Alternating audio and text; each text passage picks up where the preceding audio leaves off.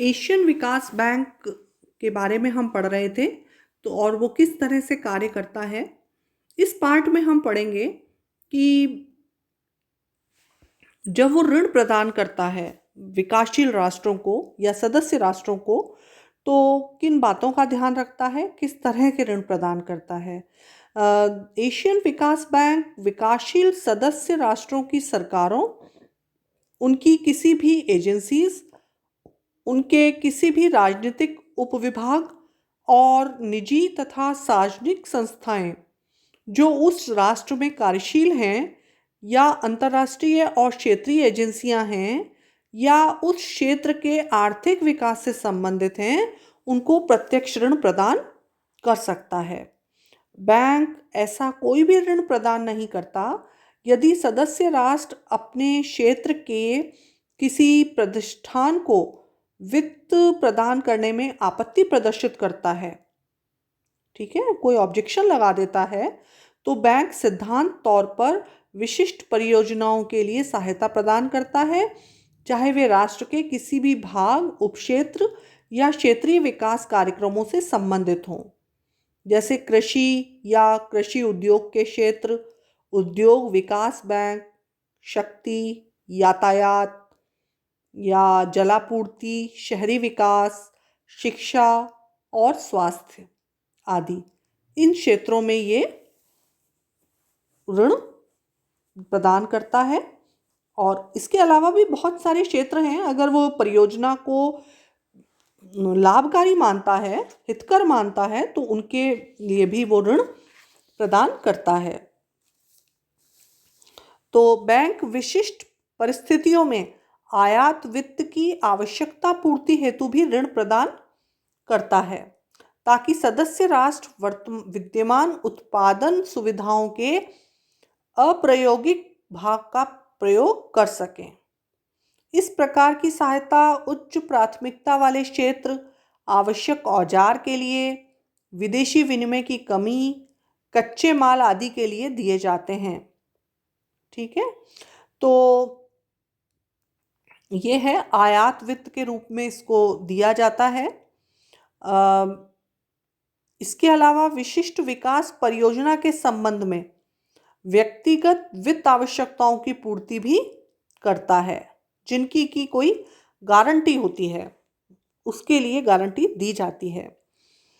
तो बैंक प्रत्यक्ष ऋण देते समय या उसमें भाग लेते समय बैंक ये ध्यान रखता है कि बैंक ऋण लेने वाले को उसकी स्वयं के राष्ट्र की मुद्रा के अतिरिक्त अन्य मुद्रा में भी ऋण उपलब्ध करा सकता है।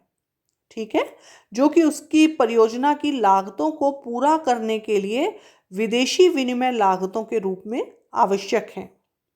ठीक है, ये नहीं है कि अपनी ही मुद्रा में वो ऋण देगा, किसी परियोजना को दूसरी मुद्रा में भी ऋण दे देता है। इसके अतिरिक्त ऋणों का जो पुनर्भुगतान होता है वो उसी मुद्रा में किया जा सकता है जिस मुद्रा में ऋण प्रदान किया गया है। ये एक उसकी शर्त है। और जो ब्याज लिया जाता है वह अदत्त ऋण पर निकाला जाता है। इसके अतिरिक्त बैंक के पास ऋण के संबंध में कोई गारंटी का परफॉर्मा नहीं है, लेकिन जो भी परियोजनाएं आती हैं उसमें सरकार द्वारा या उस क्षेत्रीय संस्था के लिए गारंटी प्रदान की जाती है। बैंक अपने सदस्य विकासशील राष्ट्रों को आर्थिक विकास के लिए तकनीकी सहायता निम्न प्रकार से प्रदान करता है। पहला, परियोजना निर्माण के अंतर्गत तकनीकी सहायता उपलब्ध करवाना, ताकि अन्य सहायक स्रोतों को वित्त प्रदान करने के लिए प्रेरित किया जा सके। दूसरा, बैंक स्थायी अधिकारियों के तकनीकी, प्रबंधकीय और प्रशासनीय क्षमताओं में वृद्धि करने के लिए तकनीकी सहायता उपलब्ध करवाता है। इस प्रकार की सहायता सरकारी विभागों और ब्यूरो को भी प्रदान की जाती है।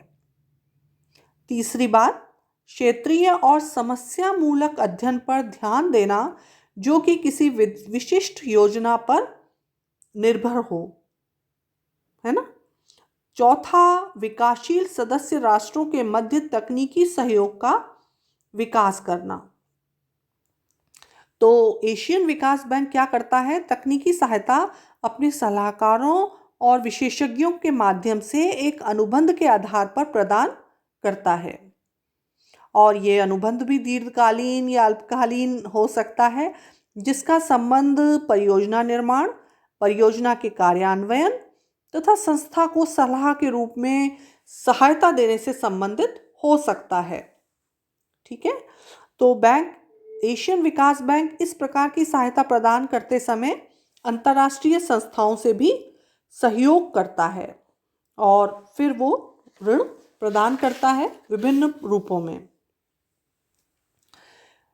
इसके अलावा परियोजना निर्माण से संबंधित तकनीकी सहायता भी प्रदान करता है, काउंसलिंग करवाता है, या सलाहकार तकनीकी सहायता प्रदान करता है, ये कार्य करता है।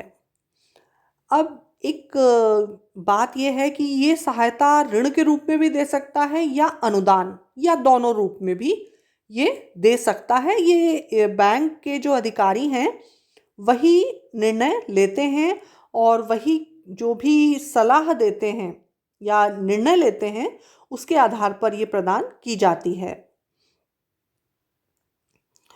अब अपन पढ़ेंगे कि इसका संगठन किस प्रकार का है।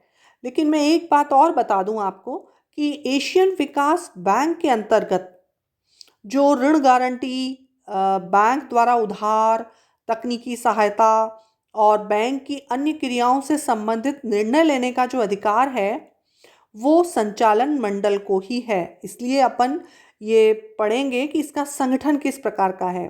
मैंने आपको पहले ये बता दिया कि वो किस तरह के ऋण प्रदान करता है, सही है, लेकिन संचालन मंडल ने बैंक के प्रेसिडेंट को इस बात के लिए अधिकृत कर रखा है कि वह उन तकनीकी सहायताओं को स्वीकृत कर सकता है जहां बैंक वित्त 1 लाख कुछ रुपए उन्होंने निर्धारित किए गए हैं कि उससे अधिक नहीं है। तो